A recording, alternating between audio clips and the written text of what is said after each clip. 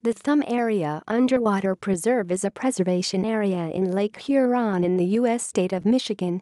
It is 276 square miles, 710 km2, in size and is located off Michigan's Thumb north of Detroit.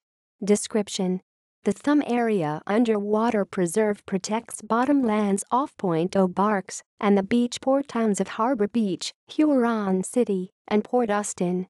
The Michigan Department of Environmental Quality has counted 10 known shipwrecks within the boundaries protected by the preserve. As in most of the Great Lakes, most of the shipwrecks predate the consolidation of federal marine safety services into the United States Coast Guard in 1915.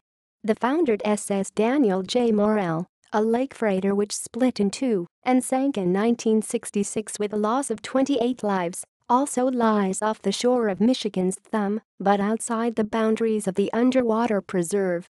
The underwater preserve protects a network of limestone sea caves off Port Austin.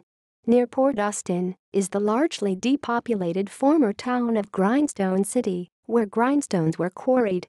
Some of the specialized stones were lost overboard near the quarries and can be seen underwater as of 2009. References: external links. Thumb Area Bottomland Preserve, Michigan Underwater Preserve Council.